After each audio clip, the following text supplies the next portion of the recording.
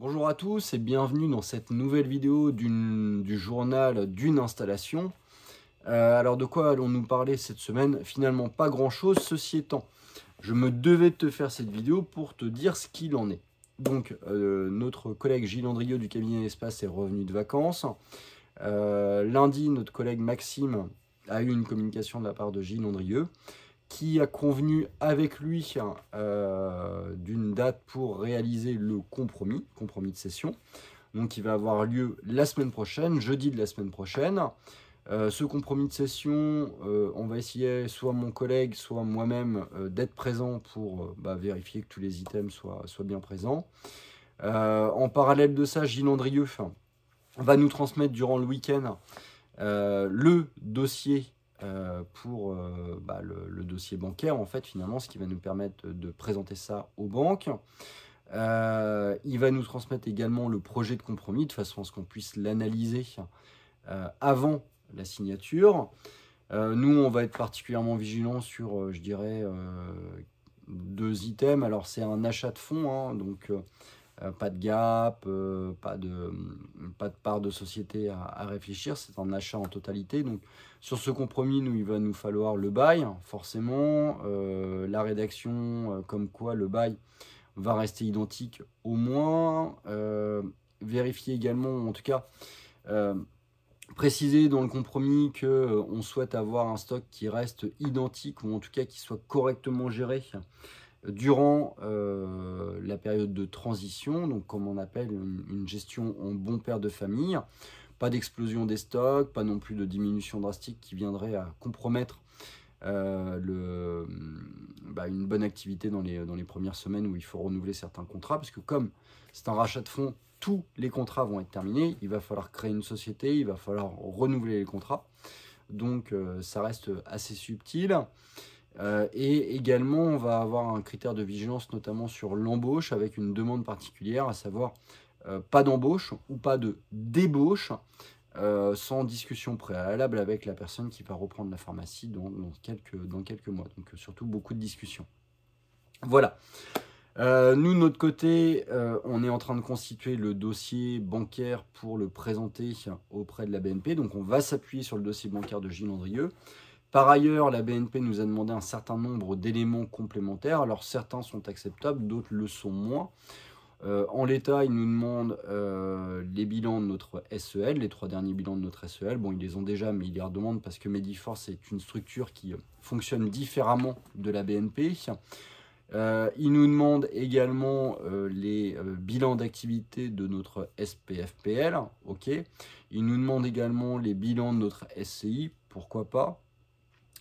Là où ça devient plus litigieux, c'est qu'ils demandent également le bilan de la structure de la SEL que notre SPFPL finance. Donc la SPFPL finance une pharmacie dont on est propriétaire à 49,99%.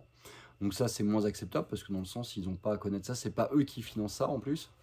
Et puis, techniquement parlant, eux, tant qu'ils savent que la SPFPL est fonctionnelle, il n'y a pas vraiment d'intérêt à transmettre ce type de données. Par ailleurs, on est propriétaire à 49,99% de cette structure par le biais de notre SPFPL, donc on n'est pas majoritaire. Et donc, en fait, on n'a pas forcément la capacité de transmettre ce type de documents sans avoir l'accord. Et personnellement, on ne va pas aller le chercher. Pareil, il nous demande également des informations à titre personnel. C'est un élément qu'on va essayer de se garder personnel pour le coup, parce qu'on estime que notre activité professionnelle est largement suffisante pour cautionner ce type d'investissement. Donc nous allons défendre bec et ongle nos données personnelles. D'ailleurs, je t'invite à retenir un maximum d'informations. Les banquiers sont des partenaires, c'est indispensable et c'est indéniable. Après, l'information, c'est le pouvoir.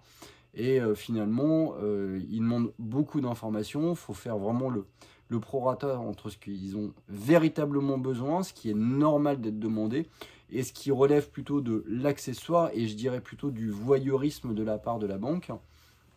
Dans le sens où il faut savoir que tes informations, la banque peut s'en servir, pas forcément dans le cadre d'une transaction pharmaceutique, mais peuvent s'en servir dans un autre cadre quelques années plus tard. Et donc, je suis assez vigilant sur la quantité d'informations que j'ai à transmettre ou que je vais transmettre à ma banque, même si c'est ma banque prioritaire, parce que factuellement, c'est des données extrêmement sensibles et je n'ai pas forcément vocation à transmettre ce type de données à finalement des inconnus. Donc voilà. Donc prochaine étape pour nous, c'est la semaine prochaine avec la signature du compromis, ce qui lancera finalement également le grand cycle des rendez-vous bancaires dans le cadre d'une recherche de partenariat bancaire pour obtenir un prêt pour l'achat de cette pharmacie avec notre collègue Maxime. Maxime, lui, de son côté, va devoir se lancer dans la création de sa propre SPFPL, projet de statut, forcément à transmettre aux banques. Il va devoir également créer sa propre société, une SEL, je pense, une SEL ARL, la logique voudrait que ça soit ça. Donc pareil, projet de statut, et déterminer son nom, déterminer son activité, enfin bon voilà, quoi, la classique.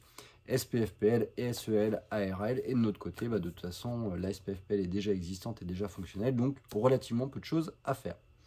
Voilà, je te dis à très bientôt pour une prochaine vidéo avec normalement carrément plus d'informations, en tout cas carrément plus de nouveautés sur l'évolution de ce projet ambitieux.